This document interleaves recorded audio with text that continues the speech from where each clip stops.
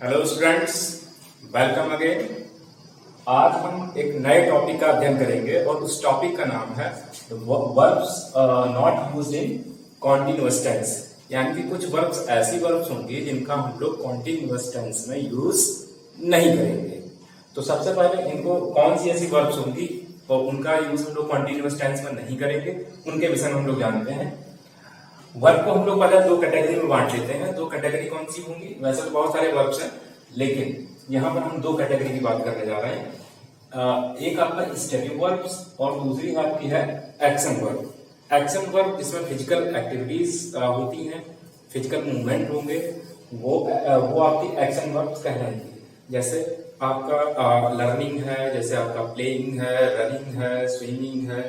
इन सभी चीजों में, इन सभी वर्ब्स में फिजिकल मूवमेंट होता है, फिजिकल एक्टिविटीज होती हैं, इसलिए इनको हम लोग एक्शन वर्ब बोलेंगे। तो एक्शन वर्ब्स जहां पर होंगी उनका यूज हम लोग कॉन्टिन्यूअस टेंस में करेंगे। लेकिन स्टेटिक वर्ब्स वो वर्ब्स होती हैं जो अवस्था को बताती हैं, जिसमें कोई फिजिकल मूवमेंट नहीं होता, फिजिकल एक्टिविटी नहीं होती है, उसका यूज हम लोग कॉन्टिन्यूअस टेंस में नहीं करेंगे।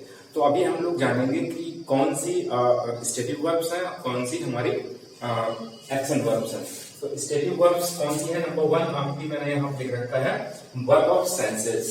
ज्ञानेंद्रियों पर आधारित जो भी वर्ब्स होंगी, ज्ञानेंद्रियों से संबंधित क्रियाएं, यानी कि इसके अंतर्गत कौन सी होगी? जैसे सी लिखा हुआ है, सी में कोई फिजिकल मूवमेंट नहीं हो रहा है, इसको हम लोग सिर्फ महसूस कर सकते हैं। जिन चीजों को हम लोग महसूस कर सकेंगे वो वर्ब्स हमारी स्टेटिक वर्ब्स कहलाएंगी। तो सी, जैसे मुझे कोई दिखाई दे रहा, तो हम लोग यहाँ से महसूस कर रहे हैं बैठ करके कि मुझे कोई दिखाई दे रहा, तो ये हम नहीं बोलेंगे आई एम सीइंग समवन, ठीक है। हम बोलेंगे आई सी समवन, ठीक है। अगला देखेंगे, मुझे जैसे लिखा है इसमें हियर लिखा हुआ है, इसमें लिखा हुआ है, टेस्ट लिखा है, फील लिखा है, लुक, सीइंग, अपीयर, ये सारी जो वर्ब्स हैं ये ज्ञानेंद्रियों से संबंधित वर्ब्स हैं। इनको हम कॉन्टिन्यूअस टेंस में, प्रेजेंट कॉन्टिन्यूअस, पास्ट कॉन्टिन्यूअस या किसी भी कॉन्टिन्यूअस टेंस में इन वर्ब्स का यूज नहीं करेंगे। मुझे शोर सुनाई दे रहा है मीन्स यहाँ पर जो है फिजिकल मूवमेंट नहीं, हम सुनना नहीं चाह रहे, लेकिन वहां पर शोर चल रहा है तो वो हम महसूस कर पा रहे हैं। तो मुझे शोर सुनाई दे रहा है, तो ये हम नहीं बोलेंगे I am hearing the noise, हम बोलेंगे आई हियर द नॉइज, ठीक है।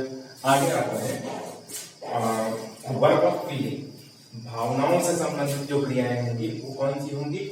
जैसे वांट लिखा हुआ है, विश है, लव है, हेट है, लाइक है, फियर है, डिजायर है।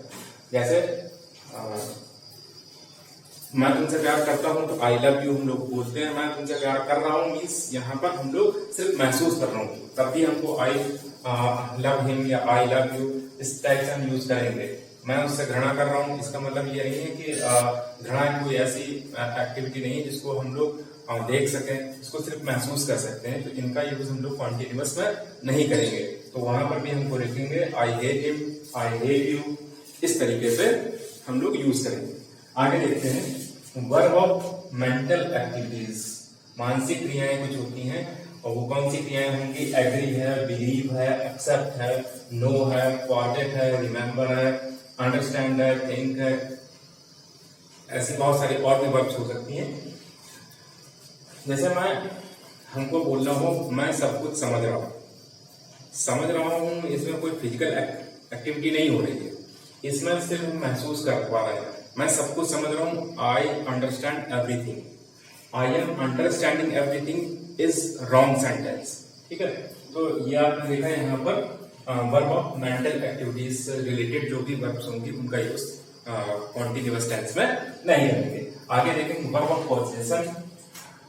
अधिकार प्रकट करने वाली जो वर्ब्स होंगी उनका भी यूज हम लोग कॉन्टिन्यूअस टेंस में नहीं करेंगे। इसके अंतर्गत आने वाली जो वर्ब्स हैं, बिलोंग है, ओ है, ओन है, पोसेस है, ये सारी वर्ब्स जो है इनका भी यूज हम लोग कॉन्टिन्यूअस टेंस में नहीं करेंगे। एक एग्जांपल इसमें लिखा है तुम हैंडसम लग रहे हो, तो यहाँ पर जो है कोई ऐसा फिजिकल नहीं है, इसको हम महसूस कर पा रहे हैं।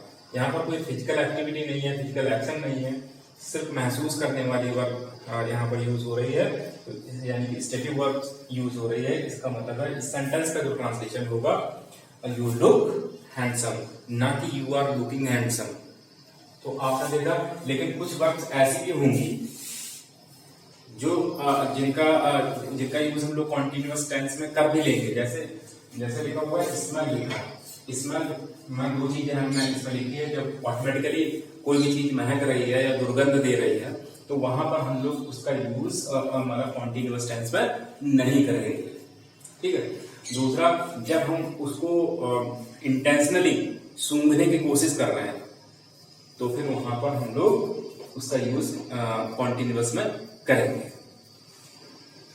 जैसे मैं फूल तोड़ करके हम लाए और उसको सूंघने की कोशिश कर रहे हैं, तो यहाँ पर इरादतन हमने उसको तोड़ा, तोड़ने के बाद इरादतन हम उसको सूंघने की कोशिश कर रहे हैं। यहाँ पर हम लोग इसका यूज यानी कि कॉन्टिन्यूअस टेंस में करेंगे।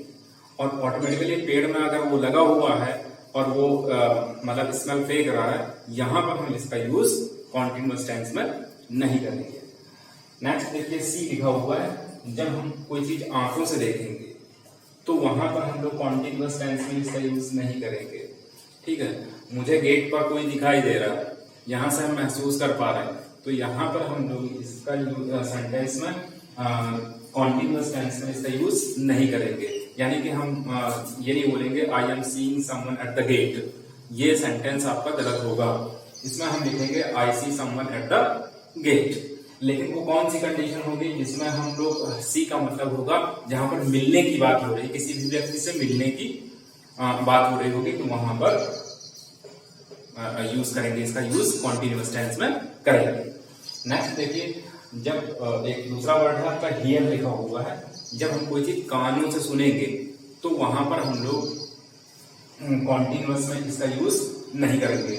जब हम दूसरा पहले इसको देख लेते हैं, कानों से जब कोई चीज सुनेंगे तो हम वहां पर कॉन्टिन्यूअस टेंस में, जैसे हमको लिख रहा है, जैसा हम एक सेंटेंस है कि मुझे शोर सुनाई दे रहा है, मीन्स बाहर कहीं पर नॉइज हो रहा है, हम सुनना नहीं चाह रहे हैं, फिर भी हमारे कानों में पड़ रहा है, तो ज्ञानेंद्रियों से संबंधित इसमें वर्ब यूज हो रही है। इसका मतलब है इसको हम कॉन्टिन्यूअस टेंस में यूज नहीं करेंगे। यानी कि मुझे शोर सुनाई दे रहा है कि तो ये नहीं बोलेंगे I am hearing the noise outside, बाहर मुझे शोर सुनाई दे रहा है, I hear the noise outside, this is right sentence. लेकिन यही हियर अगर जब हम जैसे आप कोई सुनवाई कर रहे हैं और वी आर सिटिंग देयर, हम लोग वहां पर बैठे हुए हैं और उसकी सुनवाई को हम मतलब जो भी वो बात कर रहे हैं या जो भी सुनवाई कर रहे हैं और उसको हम सुन रहे हैं, तो वहां पर आईएनजी यानी कि कॉन्टिन्यूअस टेंस का यूज करेंगे। जैसे जज मुकदमे की सुनवाई कर रहे हैं, तो जज is hearing the case and we are also hearing whatever the जज इज सेइंग। तो इस तरीके से हम इसका कॉन्टिन्यूअस में कहां पर यूज इन वर्ब्स का यूज कॉन्टिन्यूअस में कहां करेंगे, कहां नहीं करेंगे।